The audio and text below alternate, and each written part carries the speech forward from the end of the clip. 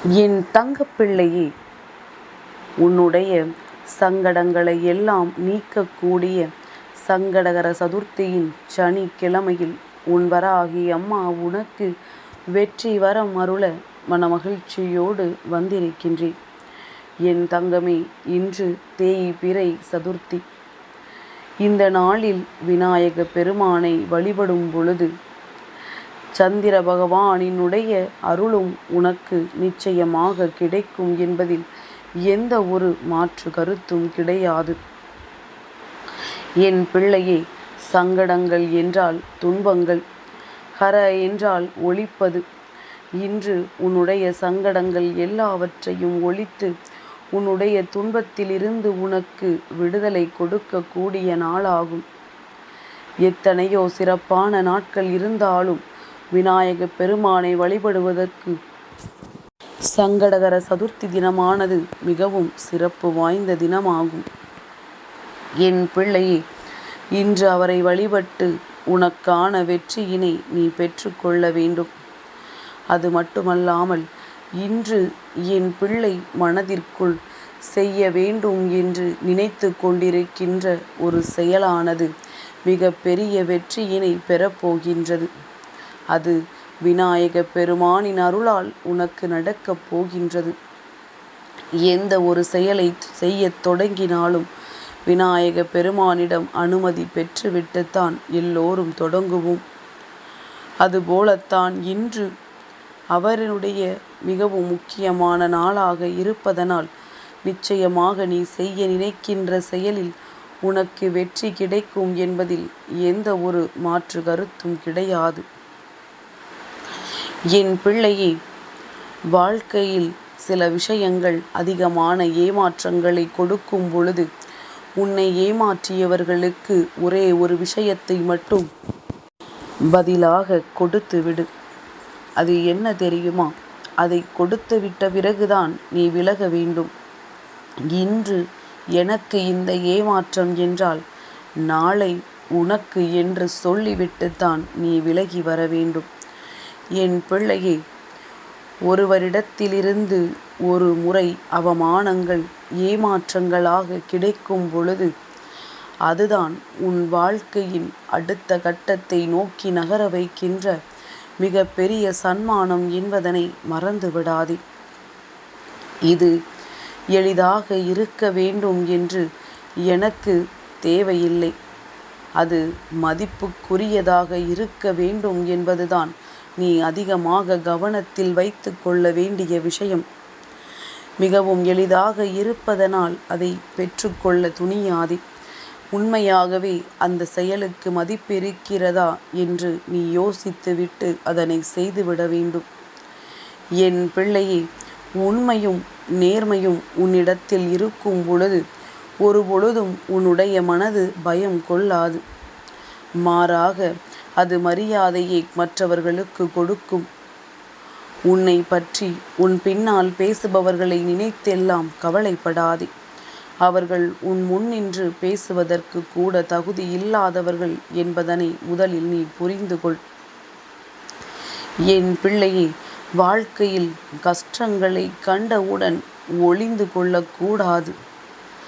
ஒளி வீச வேண்டும். கஷ்டங்கள் வந்துவிட்ட பிறகுதான் இந்த வாழ்க்கையில் எதையாவது சாதிக்க வேண்டும் என்ற எண்ணம் வரும்.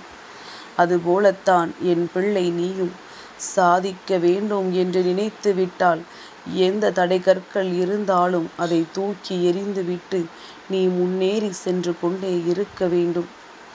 என் தங்கமே, கோபங்கள் வரும் பொழுது அதில் நீ ஏழையாக இருந்துவிடு. கோபத்தை குறைவாக காட்டு. அதே நேரத்தில் ஒருவருக்கு அன்பு கொடுக்க வேண்டும் என்றால் நீ பணக்காரனாக மாறிவிடு. அன்பை அள்ளி அள்ளி கொடுக்க வேண்டும். என் பிள்ளையே, வாழ்க்கையில் சில விஷயங்களில் உனக்கு சில அர்த்தங்கள் ஒளிந்து கிடக்கும் பொழுது அதனினுடைய விளக்கம் தெரியாமல் தவித்து மனதிற்குள் சங்கடங்களை சுமந்து கொண்டிருப்பாய். ஏன் நடக்கின்றது, எதற்காக நடக்கின்றது என்று கூட தெரியாமல் என் பிள்ளை மிகுந்த மனவேதனையில் இருந்து கொண்டிருப்பாய்.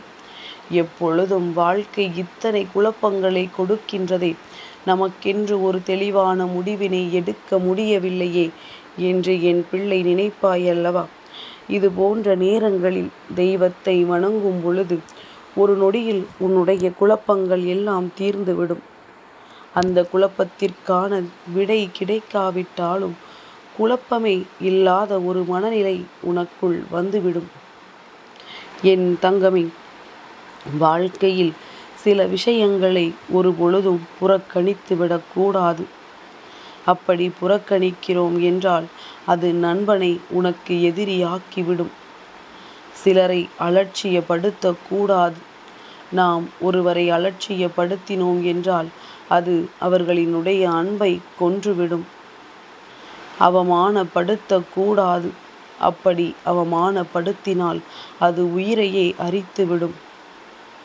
தவறுகளை எங்கேனும் இருக்கிறது என்று கண்டுவிட்டால் என் பிள்ளை அதை உரைக்க கூறு. அன்பால் அதை எடுத்துச் சொல்லி புரிய வைக்க முயற்சிகளை செய்ய வேண்டும். என் தங்கமே, ஒரு லட்சியத்தை அடைய வேண்டும் என்றால் அதற்காக எத்தனை தடங்கல்கள் வந்தாலும் சரி, லட்ச முறை கூட உன்னுடைய லட்சியத்தை அடைவதற்கு நீ முயற்சிகள் செய்யலாம். இதில் எந்த ஒரு சந்தேகமும் உனக்கு வேண்டாம். என் பிள்ளையே, வாழ்க்கையில் கற்றுக்கொண்டே இரு.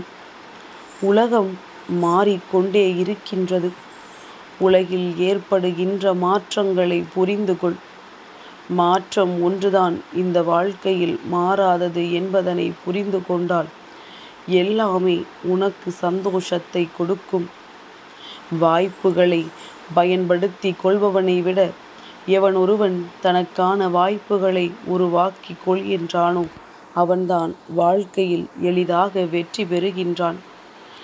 எத்தனை பிரச்சனைகள் வந்தாலும், எவ்வளவு கோபம் இருந்தாலும் எதையும் வெளிக்காட்டி கொள்ளாமல் புன்னகையோடு எவனொருவன் வாழ்க்கையில் எல்லாவற்றையும் எதிர்கொள்கின்றானோ அதற்கு பெயர்தான் சுயமரியாதையும் அவனினுடைய முன்னேற்றமும்.